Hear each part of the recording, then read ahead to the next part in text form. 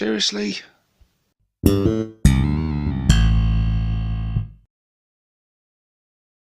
Hey guys, and welcome to another tactics review video with myself, 6+ Stevo. In this one, we're going to take a look at these sneaky Gitz, the Kommandos. These Gitz come in at 135 points, and their stat line is as follows. Movement 6 inches, toughness 5, 5+ save, 1 wound, a leadership 7, and an objective control of 1. And the boss knob is exactly the same, except he has 2 wounds. So these have a regular, boys, and knob stat line. They have the keywords infantry, grenades, smoke, and commandos. The unit composition is 1 boss knob and 9 commandos, and every model is equipped with a slugger and a chopper. They do have some Wargear options, in fact quite a lot of Wargear options.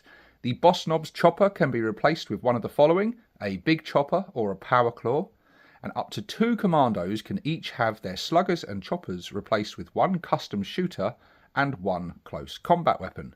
1 commando slugger and chopper can be replaced with 1 breacher ram. Another one can be replaced with a burner and a close combat weapon. Another one can be replaced with a rocket launcher and a close combat weapon, and the unit can be equipped with 1 bomb squig, and it can also be equipped with a distraction grot. So these commandos, they have a lot of options. There's a lot of cool gear and stuff they can be equipped with, some of which is obvious to go with. The distraction grot, for example, is awesome, and you should definitely have one because it's free. It comes with it. Definitely use it. The distraction grot, once per battle in your opponent's shooting phase, before making a saving throw for a model in this unit, it can deploy the distraction grot. If it does, until the end of the phase, models in this unit have a 5+ invulnerable save. And in the designer's note, it says place a distraction grot token next to the unit, removing it when this unit uses this ability. I would just keep the distraction grot with the unit and then take it away after you've used the ability, rather than it'll be there as a reminder for you. I think I don't think I'm breaking any rules by suggesting that. But it's awesome. It's a 5+ invuln save. That's never not a good thing to have. So yeah, very, very cool. Definitely use a distraction grot. Awesome ability. They've also got the bomb squig. Once per battle, after this unit ends a normal move, select 1 enemy unit within 12 inches of this unit and roll 1d6. On a 2+, the enemy unit suffers d3 mortal wounds. And that has the same designer's note. Bomb squigs are awesome. Just the ability to throw out some mortal wounds in the movement phase is just epic and brilliant, and bomb squigs rock. So yeah, Kommandos, really, really good unit. Really quite pricey, 135 points, a little bit pricey for what is effectively just boys. But these are boys with lots of special rules, lots of really decent equipment, some of which we've just looked at. What else should we take a look at here? Let's look at the other abilities they've got. They've got infiltrators. Infiltrators is really useful, meaning you can deploy them anywhere on the battlefield. Not in the enemy deployment zone, obviously, but yeah, anywhere on the battlefield. Very, very cool ability. Yeah, really, really cool, especially for getting control, getting good board control early on in the game. Yeah, very, very nice indeed. They also have the stealth ability, which is a fantastic, awesome ability. It means anyone shooting at them will be shooting with a -1. This combined with that distraction grot really helps to just up their survivability.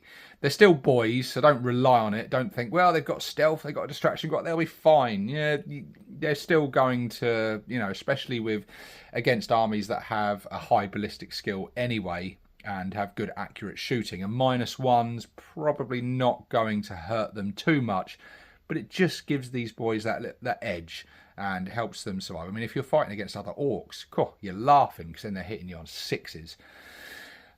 They've also got the special ability Sneaky Gitz. Enemy units cannot use the fire overwatch stratagem to shoot at this unit. Very, very nice, meaning you can charge in, you can move around, you don't have to worry about none of that horrible, pesky Overwatch. And if you're charging a unit packed with flamers or something, oh, they're going to be cursing you. Just when they go, Overwatch, and you go, not on this unit, you don't. Beautiful. That's really going to spoil your opponent's day. Some of the keywords they've got is great as well. They've got the smoke keyword, so it gives you access to that stratagem, which again increases their survivability. Really, really nice. I think, correct me if I'm wrong in the comments, but I think this might be the only unit in our entire codex that has the smoke keyword. At least I can't think of another one off the top of my head that has it. They've also got that grenade keyword, which is really, really nice. Grenades are always useful, although you may not want to use that with this unit because they've got some really quite nice weaponry that they may want to shoot instead. But it's always good to have that and have that ability to be able to throw out some more mortal wounds. So let's take a look at their ranged weapons and the melee weapons.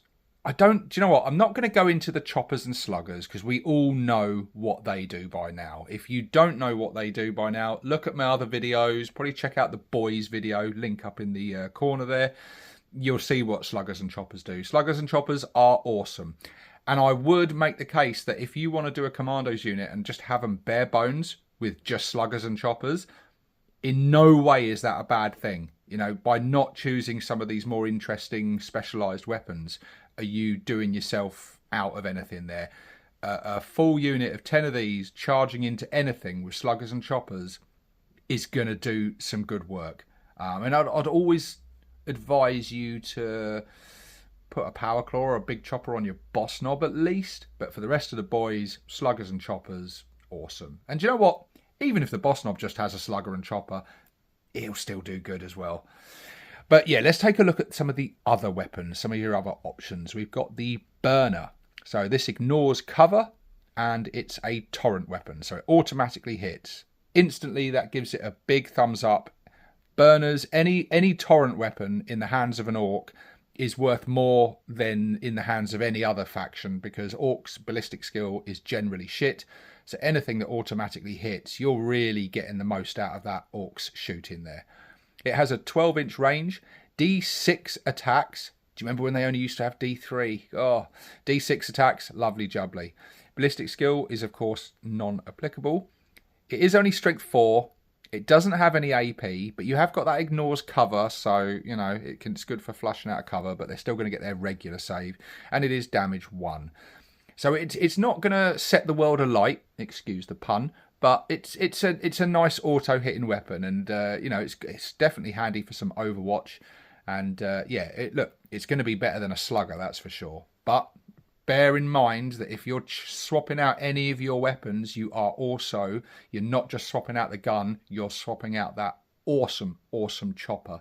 Choppers really are good this edition. They really, really are good. So really think carefully about, do you want that fancy gun? Because you're not just replacing the slugger, you are losing an awesome melee weapon. And their combat abilities drop dramatically when you lose the chopper and give them a close combat weapon. Next weapon is the custom shooter. This is rapid fire 2, 18-inch range, 4 attacks, ballistic skill 5+, strength 4, no AP, 1 damage. So if you were within 9 inches with that rapid fire, you're getting 6 shots. Yeah, it's pretty good. It's not bad, but it's just a shooter with more shots. It's a double-barreled shooter basically. They look cool. The lore of it is cool. It's depending what factions you're with. If you're like Bad Moons and stuff like me, any sort of, you know, customized guns is cool. It fits the fluff and the lore of your army. It's a cool looking weapon, but in terms of how good it is on the tabletop, can I really recommend it? Not wholeheartedly. It's not shit, but it is definitely nothing special. But that does not apply to the next weapon, the rocket launcher. Rocket launchers absolutely rock. These really are awesome weapons. I would advise anyone to pack as many rocket launchers into their orc army as is orkishly possible, because rocket launchers really do help. If you've got a lot of them in your army, they really do put the hurt on vehicles and tough units. A rocket launcher has the blast keyword, so also good against horde armies and big, large units of infantry. The rocket launchers become quite special when you're shooting into big, like, if you're shooting into like squads of 20, oh, forget about it. 24-inch range, a really nice range, especially for orcs. D3 attacks, ballistic skill 5+, strength 9, AP -2, and a flat 3 damage. I don't really need to tell you, do I? Rocket launchers rock. They're awesome. I would advise quite strongly at putting at least one rocket launcher into this unit. Then there's the slugger. We won't go into the slugger. We know what sluggers do. Sluggers are... they're sluggers. On the melee weapons, we've got the good old big chopper for your boss knob. Gets 4 attacks, hitting on 3s, strength 7, AP -1, and a damage of 2. Big choppers are really, really good this edition. The breacher ram. This is a cool looking weapon. This is like, you know, what like the riot squads use. Well, riot squad, that's not it. But like, you know, when you've seen like a drug bust going on in your neighbourhood and the police like smashing the door in, it's basically one of them, but like pneumatically powered. It's an absolute beast. It's a fantastic looking on the miniature. The model for it is really cool. Absolutely love the model. Yeah, the breacher ram is, I think it's worth putting in just for the cool factor alone. And if you are keeping majority of them sluggers and choppers, the breacher ram's going to be a nice little addition in there to give you some real heavy hitting punch. It gets 2 attacks. It hits on a 4, so rather than a 3, so bear that in mind. It's sort of like a, you know, like a power claw in that respect. It is strength 9, AP -2, damage 2. And actually, looking at the stat line of this, it is basically a power claw. It's a power claw with 1 less attack, but this is on a boy. So if you've got your boss knob with a power claw and then one of your boys in there with a breacher ram, you're getting like 5 power claw attacks out of the 1 squad.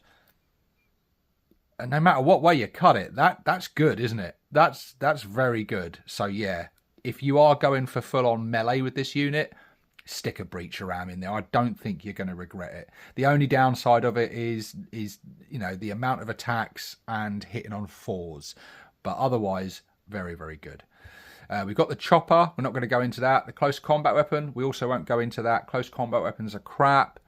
You know, choppers definitely worth having over a close combat weapon. You decide whether the gun that you want is worth losing the chopper for. That's a decision you have to make. And then the power claw, 3 attacks, hitting on 4s, strength 9, AP -2, damage 2. So yeah, just like the breacher ram, but with 1 more attack. Very, very good. Power claw, very highly recommended. So there we go, guys. Commandos. Commandos are great. Like I say, they're expensive.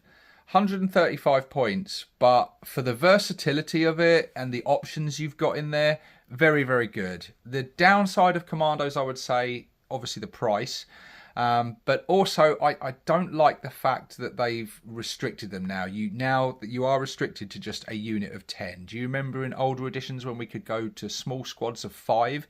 That was really useful. I would love them to have that option again, to be able to just have 5 Commandos and be able to, you know, just have this little cheap distraction unit and cheap infiltrating unit would be really good. A nice small unit that's easy to hide and just be like an annoying little unit that's just a little thorn in the side of your opponent. With a unit of 10, you're investing quite a bit in it. So, and there's a lot of competition in the Codex to choose from.